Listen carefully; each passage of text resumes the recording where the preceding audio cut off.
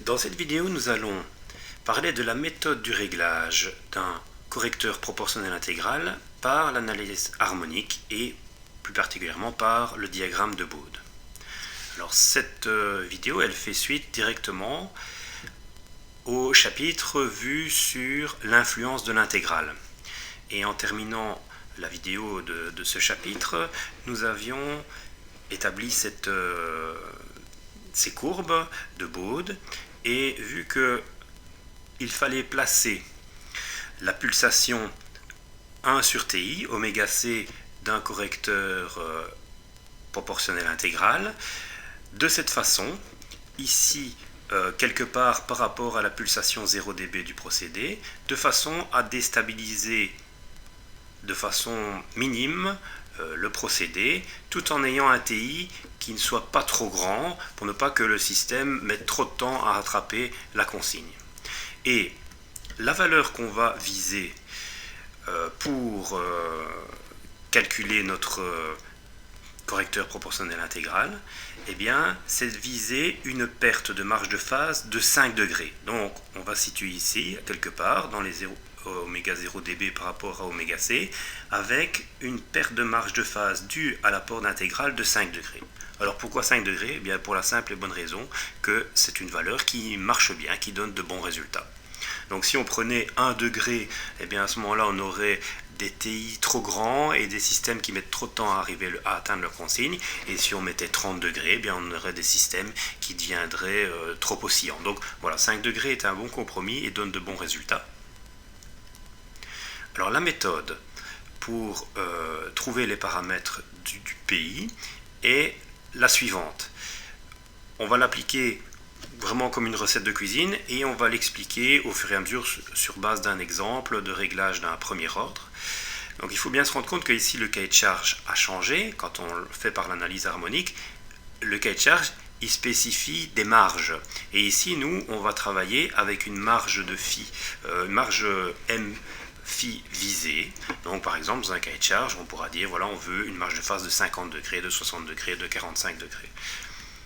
Donc voilà notre cible, c'est d'avoir une certaine marge de phase M phi. La première étape, c'est de mettre le régulateur en proportionnel seul avec un gain de 1 et de repérer A, on va l'appeler A, qui est l'inverse de l'amplitude de la pulsation pour laquelle la phase vaut moins 180 degrés plus la marge choisie M phi plus les 5 degrés. Alors, on va expliquer ça par la suite. Dans l'exemple, on va pour l'instant juste énoncer la recette, on va dire.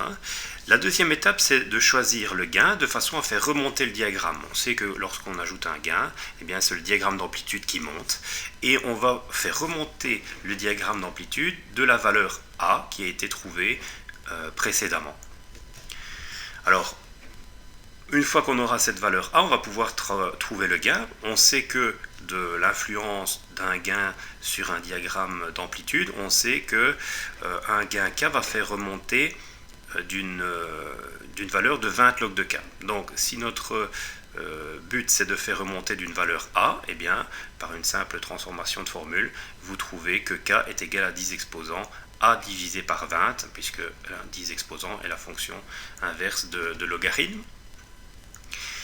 Et ensuite, la dernière étape, c'est assez rapide en fait, c'est de choisir TI de façon à perdre 5 degrés de marge de phase. Donc ça, on vient d'expliquer que perdre 5 degrés, c'était un bon compromis entre une situation où avec un TI trop petit, on allait donner des systèmes trop oscillants, et avec un TI trop grand, on allait avoir une perte de marge de phase très faible, peut-être 1 ou 2 degrés, mais alors on allait avoir un système qui met trop de temps à rattraper sa consigne.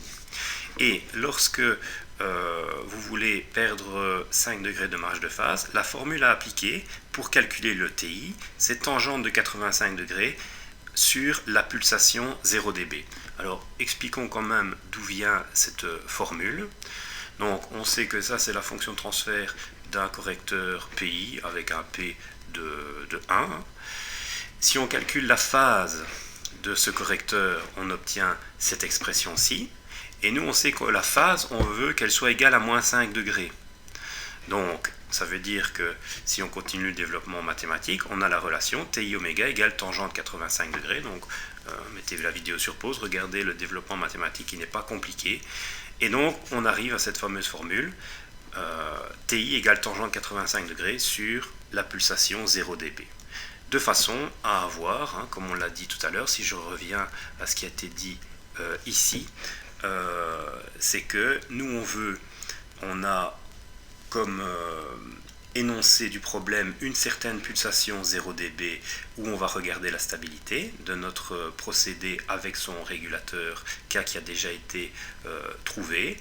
Et nous, on veut placer notre oméga C, donc trouver la valeur de TI qui permet d'avoir ici 5 degrés à la pulsation oméga 0 dB qu'on a choisi. Donc, voilà d'où vient cette formule. On va appliquer tout ça dans un exemple. Donc on a une fonction de transfert du premier ordre ici.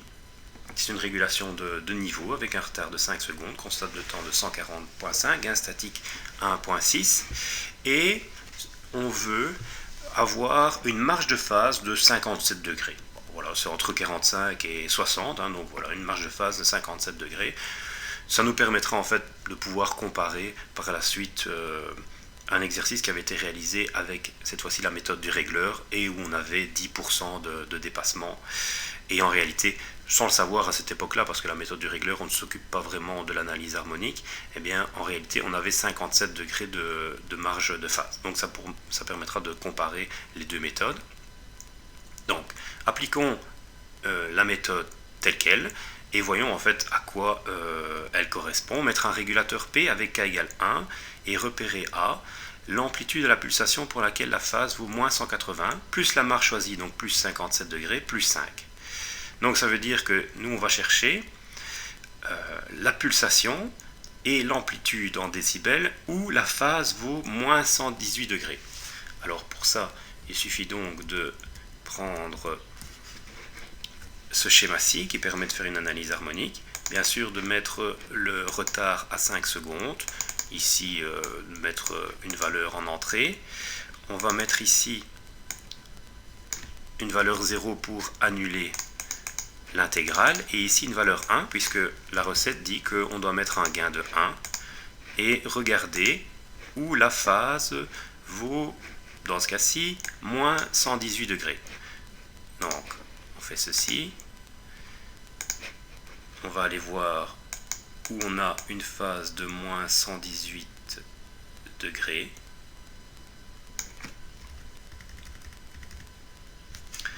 Voilà, c'est à peu près ici, à 0,1108 radians seconde. Voilà. Et nous avons ici une amplitude de 1968 dB pour cette pulsation. Et nous, ce qu'on va faire, et c'est en fait l'astuce de la méthode, c'est qu'on va s'arranger pour faire remonter le diagramme d'amplitude de 1968 dB. Comme ça, cette pulsation-là deviendra la pulsation 0 décibel où on va étudier la stabilité. Et continuons encore le raisonnement. Donc imaginez qu'ici, maintenant, on le fera par la suite, on a une pulsation 0 dB ici, à cet endroit-ci. Ça veut dire que la phase vaudra moins 118 degrés. Et donc, on aura combien de marge de phase? On aura 62 degrés de marge de phase. Et 62 degrés de marge de phase, c'est plus que le cahier de charge, puisque le cahier de charge, il demande 57 degrés de marge de phase. Or, on a 5 degrés en plus. Mais on sait qu'on va les perdre, puisque après on va rajouter l'intégrale et qu'on va s'arranger pour perdre 5 degrés. Donc voilà pourquoi on vise un peu plus de marge de phase à cette étape-ci de la procédure. On va régler le gain de façon à avoir la marge de phase souhaitée, mais encore avec 5 degrés de plus de marge de phase, parce qu'on sait qu'on va les reperdre juste après en rajoutant l'intégrale. Donc voilà un peu l'astuce de cette méthode.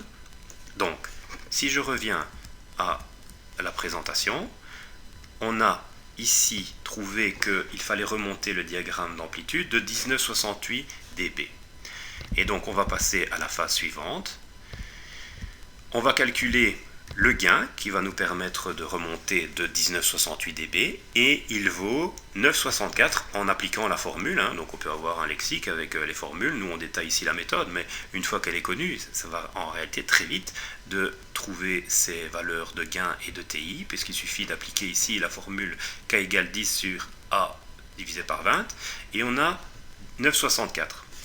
Alors normalement maintenant, si on applique ce gain de 9,64, ça veut dire que on doit avoir à la pulsation 0 dB moins 118 degrés comme phase.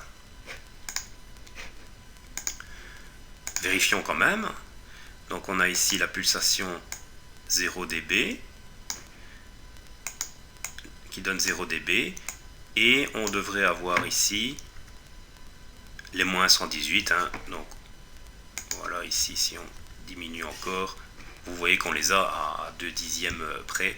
On a la pulsation souhaitée de moins 118 degrés. Donc je vous invite à faire des print screens de différents écrans pour justifier la méthode et d'avoir un rapport comme celui-ci.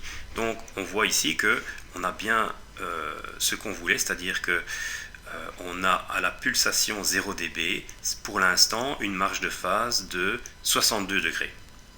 Et on sait que l'étape d'après, c'est qu'on va reperdre 5 degrés et là on aura le cahier de charge puisqu'on aura nos 57 degrés de marge de phase. Alors c'est ce qu'on va faire ici maintenant. On va choisir le TI de façon à perdre 5 degrés de marge de phase. Et on applique la formule de tout à l'heure, tangente 85 degrés divisé par la pulsation 0 dB. Alors la pulsation de 0 dB, je la remontre ici, c'est 0.1109 ici. Voilà. Et on trouve un TI de 103,1 secondes. Et en réalité, la méthode de réglage, elle est déjà terminée parce qu'on a notre gain, on a notre TI. On peut vérifier les choses, mais en fait, le paramétrage, il est déjà fait. Alors vous voyez que cette fois-ci, quand on applique l'intégrale, la correction intégrale, on a bien, comme diagramme de Bode, à la pulsation 0,1109, vous voyez qu'elle n'a pas changé, en ajoutant l'intégrale, eh bien on a ici une phase de moins 123 degrés, donc on a 57 degrés de marge de phase, ce qui est ce qu'on souhaitait. Donc pour le prouver, ici on va mettre le bon réglage de l'intégrale, donc c'est-à-dire 103.1, donc 103.1, 1 divisé par 103.1, et vous obtenez le diagramme de Bode que je viens de montrer juste avant, où on peut prouver donc que la marge de phase est bien celle souhaitée. Voilà, donc 0,11. On va chercher la pulsation 0 dB. Ici, on y est quasiment. Donc 0,1116. Donc voilà, ici, on voit qu'on y est, ces fameux moins 123 degrés pour avoir 57 degrés de marge de phase par rapport au moins 180. Alors, normalement, ça doit donner un bon résultat de réglage. C'est ces deux valeurs, 964, 103.1. Alors, je vous propose, c'est de réaliser donc un schéma PID où on a annulé la dérivée, puisque pour l'instant on règle un PI, et j'ai mis en fait des valeurs qui avaient été trouvées avec la méthode du régleur. Et le cahier de charge était différent, le cahier de charge c'était 10% de dépassement. Ici on avait 57 degrés de marge de phase, et vous voyez que on a des résultats qui sont sensiblement équivalents au niveau de la réponse. Donc voilà une méthode de réglage par l'analyse harmonique.